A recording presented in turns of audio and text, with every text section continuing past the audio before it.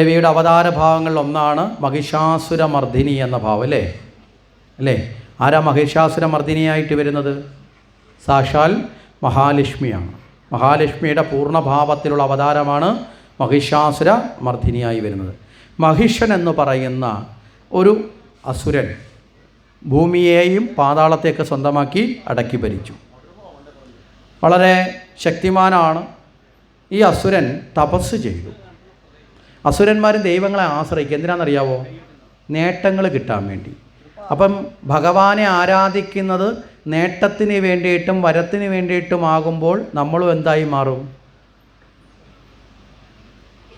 മനസ്സിലായില്ലേ? വളരെ സിമ്പിളാണ്. നമ്മളും അസുരന്മാരായി മാറും. ആഗ്രഹിക്കാം, നമുക്ക് ഉള്ള വ്യക്തിഗതമായ നേട്ടത്തിന് വരാൻ ലോകനന്മയ്ക്ക് വേണ്ടിയിട്ട് വരം ചോദിക്കാം. നമ്മളിടയ്ക്ക് പറഞ്ഞില്ലേ, രന്തിദേവൻ്റെ കഥ ഭാഗവത്തിൽ പറയും, എന്ത് കിട്ടിയാലും മറ്റുള്ളവർക്ക് കൊടുക്കും. വാങ്ങിക്കൊടുക്കുന്ന ആൾ. മനസ്സിലാകുന്നുണ്ടോ? മറ്റുള്ളവർക്കും കൂടി പങ്കുവെക്കും. അപ്പം ലോകനന്മയ്ക്ക് വേണ്ടി വരം ചോദിക്കാം. ഇപ്പോൾ ഒരു നല്ല പുത്രൻ ഉണ്ടാകണം, അത് ഭഗവാനോട് പ്രാർത്ഥിക്കാൻ തെറ്റില്ല. എന്താ കാര്യം? നല്ല പുത്രൻ ഉണ്ടായാൽ അച്ഛനും അമ്മയ്ക്കും മാത്രമല്ല അതിൻ്റെ സുഖമാണോ? സമൂഹത്തിന് നല്ലത് വരും. മനസ്സിലാവുന്നുണ്ടോ? അവൻ ചെയ്യുന്ന പ്രവർത്തികൾ എല്ലാവർക്കും അതൊക്കെ ആഗ്രഹിക്കാം. ഇപ്പോൾ ഒരു നല്ല മഴയുണ്ടാവണേ ഭഗവാനെ കൃഷിക്കാരൻ പ്രാർത്ഥിക്കുക, തെറ്റല്ല. എന്താ കാര്യം? മഴ പെയ്യുന്ന അയാളുടെ 5 സെൻറ്റ് മാത്രമാണോ? ആണോ? അല്ല. ഒരു നല്ല ഡോക്ടർ പ്രാർത്ഥിക്കുക രാവിലെ, ഭഗവാനെ എനിക്ക് എല്ലാവരെയും ചികിത്സിക്കാനുള്ള കഴിവ് കിട്ടണേ, എല്ലാവരുടെയും രോഗം മാറ്റാൻ എന്നെക്കൊണ്ട് സാധിക്കണേ. ആ പ്രാർത്ഥന നല്ലതാ. എന്താ കാരണം? അതിൻ്റെ ഗുണം മറ്റുള്ളവർക്ക് കിട്ടും. ഒരു വിദ്യാർത്ഥി പ്രാർത്ഥിക്കുക, എനിക്ക് നല്ലതുപോലെ പഠിക്കാനുള്ള കഴിവ് ഭഗവാനെ ഉണ്ടാവണേ. ആ മോഹം നല്ലതാണ്. മനസ്സിലായില്ലേ? എന്താ കാര്യം? നല്ലതുപോലെ പഠിക്കാനുള്ള കഴിവാണ് ചോദിച്ചത്. നല്ലതുപോലെ പഠിച്ചാൽ അവൻ നല്ല വ്യക്തിയായി വളർന്നു വരുമ്പോൾ അവന് നല്ല നല്ല മേഖലകളിലെത്തി അവൻ ആ കഴിവ് മറ്റുള്ളവർക്കും പകർന്നു കൊടുക്കാൻ സാധിക്കും. ഒട്ടും പഠിക്കാതിരിക്കുന്നവൻ പ്രാർത്ഥിക്കുക, ഭഗവാനെ എനിക്ക് ഫസ്റ്റ് ക്ലാസ് കിട്ടണേ. നല്ല മോഹമാണോ? മനസ്സിലാവുന്നുണ്ടോ? അപ്പം നല്ലത് സമൂഹത്തിന് ലഭിക്കാൻ വേണ്ടി ഇപ്പോൾ ഒരു ഡോക്ടർ പ്രാർത്ഥിക്കുക, രോഗി ചത്താലും വേണ്ടിയില്ല ഭഗവാനെ ബില്ലടയ്ക്കാൻ കഴിവുള്ളവരൊക്കെ ഹോസ്പിറ്റലിൽ വരാവേ. നല്ലതാണോ? അല്ല. അപ്പം നല്ല കാര്യത്തിന് വേണ്ടി പ്രാർത്ഥനയാവാം. അപ്പോൾ അസുരന്മാരുടെ പ്രാർത്ഥന എപ്പോഴും എന്തിനാ? എനിക്ക് വേണ്ടി മാത്രം. അപ്പോൾ എനിക്ക് വേണ്ടി മാത്രമുള്ള പ്രാർത്ഥനകൾ ആരാ നടത്തുന്നത്? അസുരനാണ്. വരം നേടലും അസുരനാണ്. ഏറ്റവും നല്ല ഭക്തൻ അതും ചോദിക്കില്ല. എനിക്ക് വേണ്ടിയും ചോദിക്കില്ല, മറ്റുള്ള ഭഗവാനെ നിൻ്റെ ഇച്ഛ എന്താണോ അത് നടക്കട്ടെ, നീ എന്ത് ഇച്ഛിക്കുന്നോ ഞാനതൊക്കെ ഏറ്റുവാങ്ങിക്കണം. നീ സുഖം തന്നാലും കുഴപ്പമില്ല, ദുഃഖം തന്നാലും കുഴപ്പമില്ല, നീ പരീക്ഷിച്ചാലും കുഴപ്പമില്ല, നീ എന്നെ ആനന്ദിപ്പിച്ചാലും കുഴപ്പമില്ല, ഇതെല്ലാം നിൻ്റെ ഇച്ഛയാണെന്ന് കരുതി ഞാൻ ചെയ്തോളാം. ഇതൊരു ഉന്നത ഭക്തിയിലെത്തുന്നവരാ. എല്ലാവർക്കും അങ്ങനെ എത്താൻ സാധിക്കുമോ? ഇന്നലെ നമ്മൾ ഗുരുവായൂരപ്പൻ്റെ കഥ അല്ല പൂന്താനത്തിൻ്റെ ചരിത്രം പറഞ്ഞു. കുഞ്ഞ് നഷ്ടപ്പെടുമ്പോഴും പൂന്താനം ഗുരുവായൂരപ്പൻ്റെ ഇച്ഛയാണെന്ന് വിചാരിച്ചു. അതോടുകൂടി ആ പൂന്താനത്തിൻ്റെ ദുഃഖം അലിഞ്ഞു. ഭഗവാൻ ഇച്ഛിക്കുന്നതിനപ്പുറത്ത് ഈ ലോകത്തൊന്നും നടക്കില്ല. അപ്പോൾ പിന്നെ ഭഗവാനെ പോയി ചോദ്യം ചെയ്യാൻ പറ്റുമോ? ഇല്ല, അത് തീർന്നു. ആ ഭാവത്തെ ഏതിനോത്തോടെ അദ്ദേഹം പ്രകീർത്തിക്കുന്നത്? ജ്ഞാനപ്പാനയിലൂടെ എഴുതി വെച്ചു, ഉണ്ണികൃഷ്ണൻ മനസ്സിൽ കളിക്കുമ്പോൾ, അല്ലേ? സാക്ഷാൽ ഗുരുവായൂരപ്പൻ്റെ മനസ്സിൽ ഓടിക്കളിക്കുമ്പോൾ ഉണ്ണികൾ മറ്റ് വേറെ വേണമോ മക്കളായി. അപ്പോൾ അവിടെയും ഭഗവാന്റെ ഇച്ഛയ്ക്കൊത്ത് ജീവിക്കുന്നവരാണ് പരമഭക്തന്മാർ. പക്ഷെ നമ്മളൊക്കെ സാധാരണക്കാരാണ്. അപ്പം നമ്മൾ എന്ത് ചെയ്യണം? ഒരിക്കലും നമുക്ക് വേണ്ടി മാത്രം സാർത്ഥതയോടുകൂടിയ പ്രാർത്ഥനയെങ്കിലും ഒഴിവാക്കുക. മനസ്സിലാവുന്നുണ്ടോ? പൂർണ്ണമായ സാർത്ഥതയോടുകൂടിയ പ്രാർത്ഥന ഒഴിവാക്കുക. പകരം എന്ത് ചെയ്യണം? നമ്മളിലേക്ക് നേട്ടം വന്നോട്ടെ, പക്ഷെ അത് മറ്റുള്ളവർക്ക് കൂടി ലഭിക്കുന്ന തരത്തിലുള്ള പ്രാർത്ഥനയാകണം. അതിനാണ് നമ്മുടെ പൂർവികരൊക്കെ പറഞ്ഞത്, സുഖം വേണമെങ്കിൽ ചോദിച്ചു. എങ്ങനെയുള്ള സുഖം? ലോകാ സമസ്ത സുഖിനോ ഭവന്തു, സർവേ സുഖിന സന്തു, സർവേ സന്തു നിരാമയ, സർവേ ഭദ്രാണി പശ്യന്തു മാ കച്ചി ദുഃഖഭ. എല്ലാവർക്കും സുഖം കിട്ടട്ടെ ഭഗവാനെ. എല്ലാവർക്കും കിട്ടിയാൽ അതിനകത്തല്ലേ ഞാനും ഉള്ളത്, അല്ലേ? ഞാൻ ഷവറിൻ്റെ കീഴിൽ നിൽക്കുകയാണെങ്കിലല്ലേ ഉള്ളൂ എനിക്ക് മാത്രം മഴ പെയ്യുന്നതാണപ്പോൾ അനുഭവം കിട്ടുന്നത്. ഞാൻ മഴയത്താണ് നിൽക്കുന്നതെങ്കിൽ എൻ്റെ കൂടെ നിൽക്കുന്ന എല്ലാവർക്കും ആ മഴ കിട്ടത്തില്ലേ? അല്ലേ? വിശാലമാവുക, നമ്മൾ മനസ്സുകൊണ്ട് വിശാലമാവുക. പക്ഷേ ഇവിടെ അസുരന്മാരെപ്പോഴും പ്രാർത്ഥിക്കുന്നത് അവരവർക്ക് വേണ്ടി മാത്രമാണ്. അതുകൊണ്ടാണ് നമ്മുടെ പൂർവികന്മാർ ഋഷീശ്വരന്മാർ പറയും, എങ്ങനെയായിരിക്കണം പ്രാർത്ഥന? അവനവൻ ആത്മസുഖത്തിനാചരിക്കുന്നവ അപരനും കൂടി സുഖത്തിനായി വരണം. നമ്മൾ നമുക്ക് വേണ്ടി ചെയ്യുന്നത് മറ്റുള്ള, അപ്പോഴാണ് നമ്മളൊരു നല്ല വ്യക്തിയാവുന്നത്. മനസ്സിലായോ? അപ്പോൾ അത് അസുരന്മാർക്ക് ആ ഗുണമുണ്ടോ? അസുരന്മാരെപ്പോഴും ചെയ്യുന്നത് എന്താ? എനിക്ക് എൻ്റെ സുഖം, ആരൊക്കെ ദുഃഖിച്ചാലും ആരൊക്കെ കഷ്ടപ്പെട്ടാലും എനിക്ക് യാതൊരു പ്രശ്നമില്ല. ഇവിടെ മഹിഷാസുരൻ ഭഗവാനെ ബ്രഹ്മാവിനെ പ്രാർത്ഥിച്ചു. ഈ അസുരന്മാർ സെലക്ട് ചെയ്ത ദേവന്മാരെ പിടിക്കുന്നത്. കാര്യം ബ്രഹ്മാവിനെ തന്നെ പിടിക്കുന്നത് എന്താ, മറ്റ് ദേവന്മാരൊക്കെ ചിലപ്പം വരം കൊടുക്കാൻ ഇച്ചിരി പ്രശ്നമാണ്.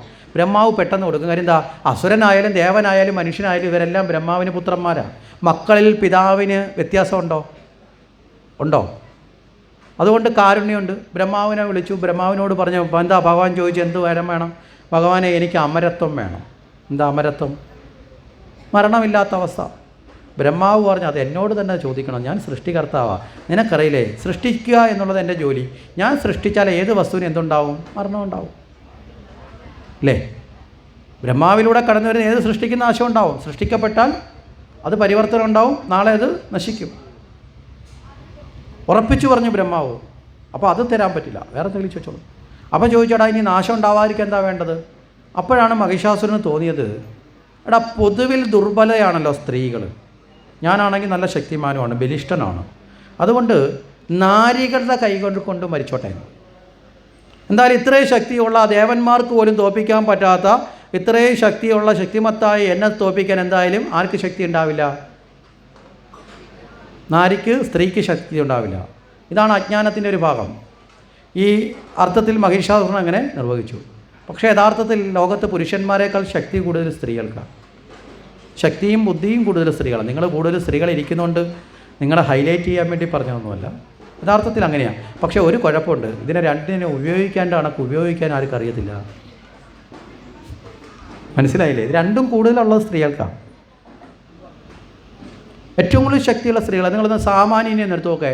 പുരുഷന്മാർ രാവിലെ ഒരു 7 മണിക്ക് വീട്ടിൽ നിന്ന് എണീറ്റു അല്ലേ, ഒരു 7:30 കുളിച്ചു, ജോലിക്ക് പോയി. ജോലി കഴിഞ്ഞ് വന്നാൽ ഭയങ്കര ക്ഷീണം, ഒന്ന് കിടക്കട്ടെ, വന്ന് കിടന്നു, ശരിയല്ലേ? എന്തെങ്കിലും ഒന്ന് പറഞ്ഞാൽ ഒന്ന് അടങ്ങുന്നേ. ജോലിയുടെ മനുഷ്യന് കഷ്ടപ്പെട്ടിട്ട് വരുമ്പോഴാണ് എന്തെങ്കിലും പറഞ്ഞ് ബുദ്ധിമുട്ടിക്കാൻ പറ്റുന്നത്. ഇതേ സമയത്ത് ആ വീട്ടിലെ ചിത്രം നടത്തൊക്കെ രാവിലെ 4 മണിക്ക് എഴുന്നേറ്റ വീട്ടിലെ അമ്മ വീട്ടിലെ എല്ലാ ജോലിയും ചെയ്ത് മുഴുവൻ കാര്യങ്ങളും റെഡിയാക്കി ചോറും കറിയും വെച്ച് 7 മണിക്ക് പോകുന്ന മക്കൾക്കും ഭർത്താവിനും കൊടുത്ത് അത് കഴിഞ്ഞ ഇടയിൽ കൂടെ മിറ്റം തൂത്ത് പെരയ്ക്കകം വൃത്തിയാക്കി ഇതെല്ലാം കഴിഞ്ഞ് ഇവരുടെ തുണിയും കഴുകി ഇതെല്ലാം കഴിഞ്ഞ് ആ അമ്മയും ചിലപ്പോൾ ജോലിക്ക് പോയി, ഇല്ലെങ്കിൽ വീട്ടിലെ മറ്റു പണികളും ചെയ്ത് അല്ലേ, ഇതെല്ലാം കഴിഞ്ഞ് വൈകുന്നേരത്ത് എല്ലാവരും വന്നു കഴിയുമ്പോൾ വീണ്ടും ആര് ജോലിയിലേക്ക് പോവാം? ആ ജോലിക്ക് പോയിട്ട് വരുന്ന അതേ സ്ത്രീ തന്നെ ഭർത്താവിനോടൊപ്പം ഒരുമിച്ച് ജോലി കഴിഞ്ഞ് 5:30 രണ്ടുപേരും കൂടെ വന്നു കഴിഞ്ഞാൽ ഭർത്താവ് പറയുന്നു രാവിലെ തൊട്ട് വൈകുന്നേരം വരെ ജോലി ചെയ്തു ക്ഷീണിച്ച് ഞാനൊന്ന് കിടക്കട്ടെ എന്ന് പറയും. ആ സമയത്തും വീണ്ടും ജോലി ചെയ്യാൻ ആര് കയറും? അമ്മ കയറും. അന്നത്തേക്കുള്ളത് മുഴുവൻ ഒരുക്കി വെച്ചിട്ട് അടുത്ത ദിവസത്തേക്കുള്ളതും കൂടി തയ്യാറാക്കി വെച്ചിട്ടാണ് അല്ലേ പോകുന്നത്. അപ്പോൾ ഏറ്റവും കൂടുതൽ ശക്തി ആർക്കാണ്?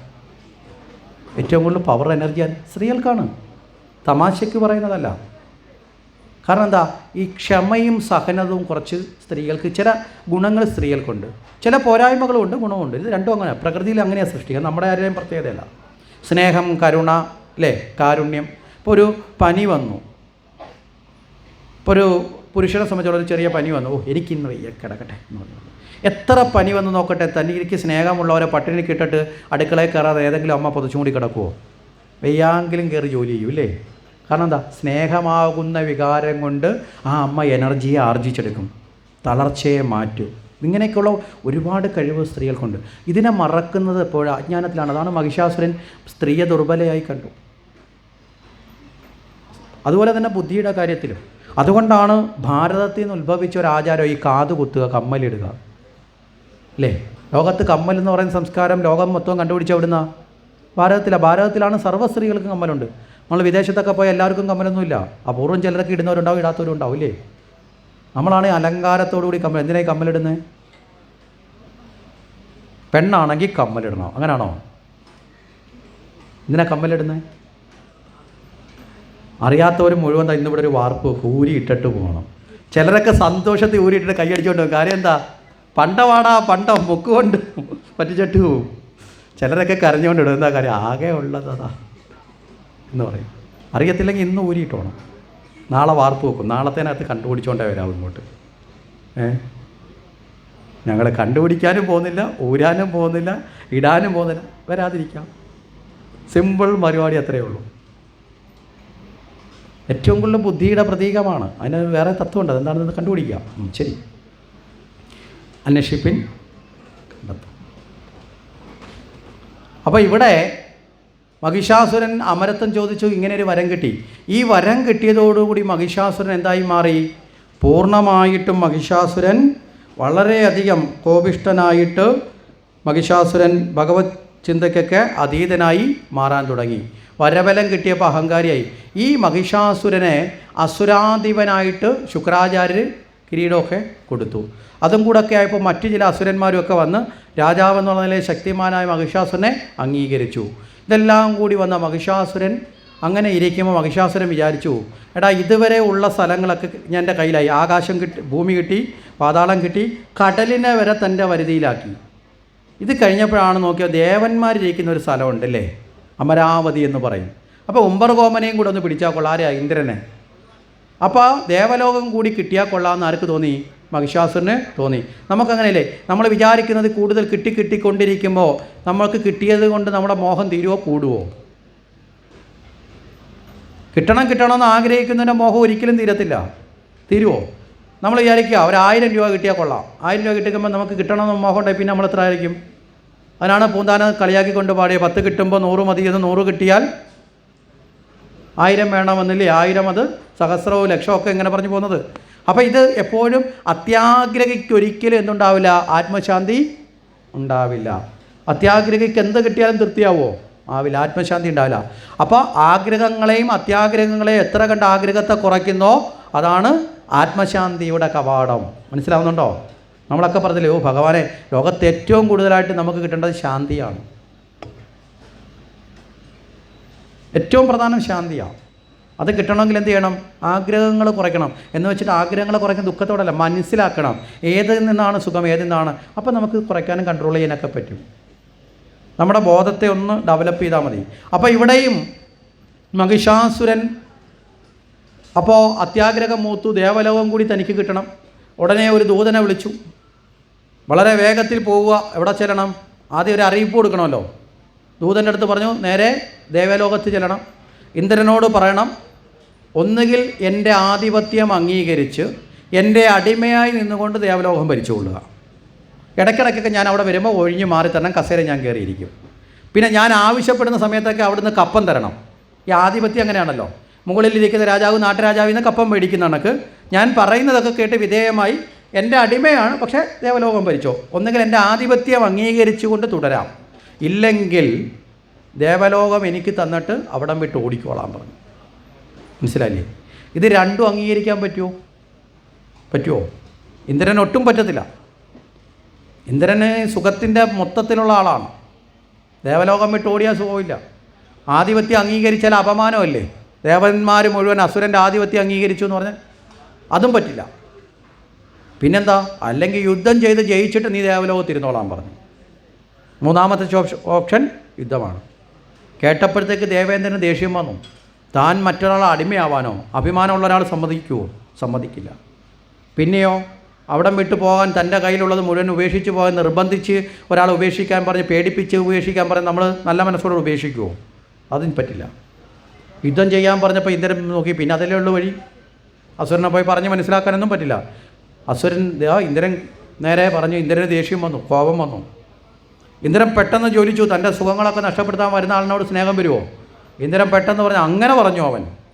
അവൻ്റെ ഗർവം ഞാൻ ശമിപ്പിക്കുന്നുണ്ട്. അവൻ ഇത്രയും നാൾ കണ്ട ആൾക്കാരൊന്നുമല്ല ഇവിടെ ഇരിക്കുന്നത്.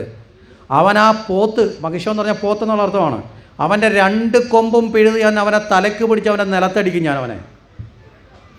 വെറും ഒരു കാട്ടുപോത്തിന് ഇത്ര ധിക്കാരോ? ദൂതൻ്റെ മുമ്പിലാണ്. പിന്നെ ഇത് വന്ന് പറഞ്ഞ നിന്നെയും കൊല്ലേണ്ടതാണ്. നിന്നെ ഞാൻ കൊല്ലാതെ വിടുന്നത്. ദൂതനോടൊരു മര്യാദ കാണിക്കണം. ദൂതനെ കൊല്ലാൻ പാടില്ല. ദൂത് വന്നവൻ ഒരു സൂചനയായിട്ട് വരുന്നവനാണ്. അവനെ അതുകൊണ്ട് അത് ഞാൻ മാനിക്കുക. അല്ലെങ്കിൽ നിന്നെ വരെ ഇത് പറയാൻ നാവിന് ശക്തിയുണ്ടായി എൻ്റെ മുഖത്ത് നോക്കി ദേവലോകം വിട്ട് ഓടണം, അല്ലെന്നുണ്ടെങ്കിൽ നേരെ വിധേയത്വം പ്രാപിക്കണമെന്ന് പറഞ്ഞാൽ നിന്നെ ആ പറഞ്ഞ നിമിഷം കൊല്ലേണ്ടതാണ് എന്നൊക്കെ പറഞ്ഞിട്ട് ഇന്ദ്രൻ അങ്ങോട്ട് കത്തിജ്വലിച്ചു. അവനോട് മര്യാദയ്ക്ക് എന്ന് പറയാം. അവൻ്റെ കൊമ്പ് വീഴുത, ആ വളഞ്ഞിരിക്കുന്ന കൊമ്പുണ്ടല്ലോ, അതിനകത്ത് ഞാൻ ഞാണ് കെട്ടി ഞാൻ എൻ്റെ വില്ലാക്കി മാറ്റും. 2 കൊമ്പുണ്ടല്ലോ, അതിലൊരെണ്ണം ഞാൻ ഇടയ്ക്കിടയ്ക്ക് യുദ്ധക്കളത്തിൽ പോകുമ്പോൾ ഊതാനുള്ള കുഴലാക്കി മാറ്റും. അതുകൊണ്ട് ഇതോടുകൂടി അവൻ്റെ സർവനാശമായി എന്നൊക്കെ അങ്ങോട്ട് വീമ്പാരിളക്കി ഇന്ദ്രനിളക്കി. ഇന്ദ്രൻ ഇച്ചിരി വീമ്പളക്കിൻ്റെ ആളും കൂടാണ്. അതുകൊണ്ടാണ് ഇന്ദ്രൻ മനസ്സിൻ്റെ പ്രതീകമെന്ന് നമ്മൾ ഇടയ്ക്ക് പറഞ്ഞായിരുന്നല്ലോ. മനസ്സെപ്പോഴും എന്ത് ചെയ്യും? മനസ്സ് ഇടയ്ക്കിടയ്ക്ക് സ്വയം പൊങ്ങച്ചം കാണിക്കില്ലേ? ഞാൻ ആരാ കേമ എന്നൊക്കെ പറഞ്ഞ് കാണിക്കും. ഇത് ഇങ്ങനെ കാണിച്ചു. ഇതൊക്കെ കേട്ടുകൊണ്ട് തന്നെ നേരെ ഈ ദൂതൻ നേരെ തിരിച്ച് മഹിഷാസുരൻ്റെ അടുത്ത് ചെന്നു. മഹിഷാസുരനോട് പറഞ്ഞു, ദൂതനോട് ചോദിച്ചു, എന്തു പറഞ്ഞു? ഇന്ദ്രൻ്റെ ആധിപത്യം അംഗീകരിക്കാൻ തയ്യാറാണോ, അതോ ദേവലോകം എനിക്ക് വിട്ടു തന്നിട്ട് പുള്ളിക്കാരൻ അവിടുന്ന് പോകുമെന്ന് ചോദിച്ചു. അല്ല രാജാവേ, അങ്ങയോട് എനിക്കിത് പറയാൻ സാധിക്കുന്നില്ല. അത്ര മോശമായിട്ടാണ് ഇന്ദ്രൻ എന്നോട് പറഞ്ഞത്. അങ്ങയോട് ഞാനിത് പറയാൻ ഇന്ദ്രൻ പറഞ്ഞതാണെങ്കിൽ പോലും അങ്ങയുടെ മുന്നിൽ എനിക്ക് പറയാൻ സാധിക്കുന്നില്ല, ഇല്ലേ? അങ്ങനെയാണല്ലോ പറഞ്ഞത്. അതുകൊണ്ട് ഞാനിത് പറയുന്നില്ല എന്ന് പറഞ്ഞു. അപ്പോഴേ കാര്യം ആർക്കും മനസ്സിലായി, മഹിഷാസുരന്. അത്രയ്ക്ക് ധിക്കാരിയായോ? എങ്കിലൊരു കാര്യം ചെയ്ത് ദേവലോകം ആക്രമിച്ച് കീഴടക്കിയിട്ടേ കാര്യമുള്ളൂ. എല്ലാ സൈന്യത്തെയും വിളിച്ചുകൂട്ടി എല്ലാവരും ചേരാൻ പറഞ്ഞു. വളരെ വലിയ സൈന്യമാണുള്ളത്. താമ്രാസുരനും ധനാധ്യക്ഷനും ബിഡാലനും ത്രിനേത്രനും തുടങ്ങിയ അതിശക്തന്മാരായ അതിശ്രേഷ്ഠന്മാരായ അസുരന്മാരാണ്. ശ്രേഷ്ഠ എന്ന് വെച്ചാൽ അസുരന്മാർ ശ്രേഷ്ഠന്മാരാണ്. കഴിവുള്ള വലിയ അസുരന്മാരെല്ലാം വിളിച്ചിട്ട് പറഞ്ഞു, സർവ്വ സൈന്യത്തെ തയ്യാറാക്കാൻ പറഞ്ഞു. എവിടെ പോകണം? യുദ്ധത്തിന് പോകണം. ആരോട് യുദ്ധം? ദേവന്മാരോട് യുദ്ധം. ഇനി ഇവിടെ ഈ മഹിഷാസുരൻ്റെ പൂർവ്വകഥയെ നമുക്കൊന്ന് ചെറുതായിട്ടൊന്ന് നോക്കാം. ആരാണ് മഹിഷാസുരനായി വന്നതെന്ന് ചോദിച്ചാൽ, ഇവിടെ ധനു എന്ന് പറയുന്ന ഒരു അസുരന് 2 പുത്രന്മാരുണ്ടായിരുന്നു. അതിൽ ഒരാൾ രംഭനും ഒരാൾ കരംഭനുമാണ്. ഈ രംഭകരംഭന്മാർക്ക് മക്കളുണ്ടായിരുന്നില്ല. അങ്ങനെ വന്നപ്പോൾ ഇവരെന്ത് ചെയ്തു? തപസ് ചെയ്തു. അപ്പോൾ രംഭകരംഭന്മാർ തപസ് ചെയ്യുന്ന സമയത്ത് കരംഭൻ ജലത്തിൻ്റെ അടിയിൽ തപസ് ചെയ്തു, വെള്ളത്തിൻ്റെ അടിയിൽ പോയി തപസ് ചെയ്തു. ഇവിടെ രംഭൻ എന്ത് ചെയ്തു? അഗ്നിയുടെ നടുക്ക് നിന്ന് തപസ് ചെയ്തു. രണ്ടും നമുക്കറിയാം ഏറ്റവും പ്രതികൂലമായ സാഹചര്യം, അല്ലേ? ഒരു മനുഷ്യൻ വെള്ളത്തിൻ്റെ ഇടയിൽ, അല്ലെങ്കിൽ ഒരു ജീവി വെള്ളത്തിൻ്റെ തപസ് ചെയ്യണമെങ്കിൽ ശ്വാസം പിടിച്ചു നിർത്തി, അല്ലേ? പ്രതിസന്ധിയാണ്. അഗ്നിയുടെ നടുവിൽ നിന്നാലും പ്രതിസന്ധിയാണ്. അപ്പോൾ അത്ര കഠിന തപസ്സാണെന്ന് ബോധിപ്പിക്കാനാണ് ഈ വെള്ളവും കരയൊക്കെ പറയുന്ന ഒരു തത്വത്തിൽ പറയണത്. അങ്ങനെ തപസ് ചെയ്തു. ആര് തപസ് ചെയ്താലും ഒരാളുടെ മൂട്ടിന് ഇളക്കം വരും. ആർക്കാ? ഇന്ദ്രന്. ഇന്ദ്രൻ ആര് തപസ് ചെയ്താലും ഇന്ദ്രൻ്റെ സംശയം, എടാ ഇവൻ തപസ് ചെയ്യുന്നത് എൻ്റെ സ്ഥാനം കൊണ്ടുപോകാനാണോ? കാര്യം എന്താ? ഇന്ദ്രൻ സ്ഥാനമോഹിയും കൂടാ. കാര്യം തിരഞ്ഞെടുക്കപ്പെട്ട് വരുന്നവരൊക്കെ എന്തിനെ മോഹിക്കും? സ്ഥാനത്തെ മോഹിക്കത്തില്ലേ? അതാണ് നമ്മുടെ നാട്ടിലെ മന്ത്രിമാരും എം എൽ എമാരും ഒക്കെ മോഹിക്കുന്നത്. അവർ പറയും, എന്തൊരു കഷ്ടപ്പാടാണെന്നറിയാവോ, നിങ്ങൾക്ക് വേണ്ടി ഞാൻ രാപകലില്ല കഷ്ടപ്പെടാം. എന്നാൽ ചേട്ടാ അടുത്ത വർഷം ഇലക്ഷൻ നിൽക്കണ്ട കേട്ടോ. ഏതെങ്കിലും എം എൽ എമാർ നിൽക്കാതിരിക്കുമോ? അവർ പറയുന്നത് ഭയങ്കര കഷ്ടപ്പാടാണ്. ഒരു പഞ്ചായത്ത് മെമ്പർ ആവുന്നത്, ഒരു എം എൽ എ ആവുന്നത്, അല്ലേ? ഒരു പഞ്ചായത്ത് പ്രസിഡന്റ് ഉറക്കമില്ല, ഭയങ്കര കഷ്ടപ്പാട്. ആര് വിളിച്ചാലും എപ്പോഴും പോകണം. എന്നാൽ പിന്നെ നിങ്ങൾ ഇച്ചിരി അടുത്ത വർഷത്തേക്ക് ഒരു 5 വർഷം നിങ്ങൾ സുഖിച്ചോ, നിങ്ങൾ കഷ്ടപ്പെടണം. മാറിയിരിക്കാൻ പറഞ്ഞാൽ മാറിയിരിക്കുമോ? അന്നേരം കാണാൻ തനി സ്വരൂപം, ഇല്ലേ? എൻ്റെ സീറ്റ്, എൻ്റെ കസേര, അന്നേരം എവിടെ നിന്നൊക്കെ ചാടി വരും. ഇത്രയേ ഉള്ളൂ. ഇന്ദ്രനും തിരഞ്ഞെടുക്കപ്പെടും. മുമ്പേ പറഞ്ഞല്ലോ, ചില ആൾക്കാർ യോഗ്യരായ ആൾ വരുമ്പോൾ മാറിക്കൊടുക്കണം, അടുത്ത ആൾ കയറി വരും. അപ്പോൾ ഇന്ദ്രന് കിട്ടുന്ന സമയം നഷ്ടപ്പെടാൻ ആഗ്രഹിക്കുന്നില്ല. ഈ ഇന്ദ്രൻ ഈ തപസ് കണ്ട് ഹാലളവി ഇന്ദ്രൻ നേരെ ചെന്നു. ഇന്ദ്രൻ ഒരു മുതലയുടെ രൂപത്തിൽ ചെന്നിട്ട് ഈ ജലത്തിൻ്റെ അടിയിൽ നിന്ന കരമ്പൻ്റെ കാലിൽ പിടിച്ച് താഴോട്ട് വലിച്ച് തപസ്സൊക്കെ വിഘ്നം വരുത്തി അങ്ങ് വധിച്ചു. മനസ്സിലായില്ലേ? രംഭനെ കൊല്ലാൻ കിട്ടിയില്ല, കരമ്പനെ അങ്ങ് വധിച്ചു. യഥാർത്ഥത്തിൽ ഇവരെന്തിനാ തപസ് ചെയ്തത്? ഇന്ദ്രൻ്റെ പദവിക്കൊന്നുമില്ല, മക്കളുണ്ടാവാൻ വേണ്ടി തപസ് ചെയ്താണ്. പക്ഷേ ഇന്ദ്രൻ അതിനും വിഘ്നം വരുത്തി.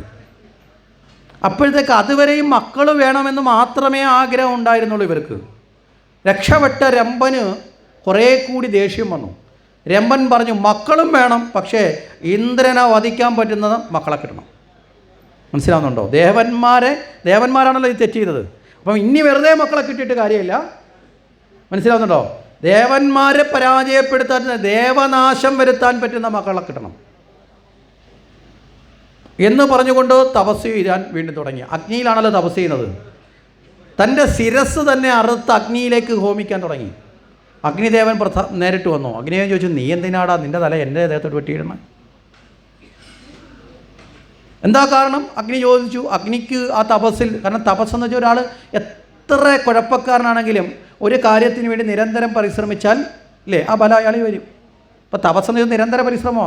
അതുകൊണ്ട് അഗ്നിദേവൻ വന്നു. എന്താ ഇന്നതാന്ന് പറഞ്ഞു. അപ്പോൾ അഗ്നിദേവൻ പറഞ്ഞു, തീർച്ചയായിട്ടും നിനക്ക് അതിന് സാധിക്കുന്ന ഒരു പുത്രൻ ഉണ്ടാകട്ടെ.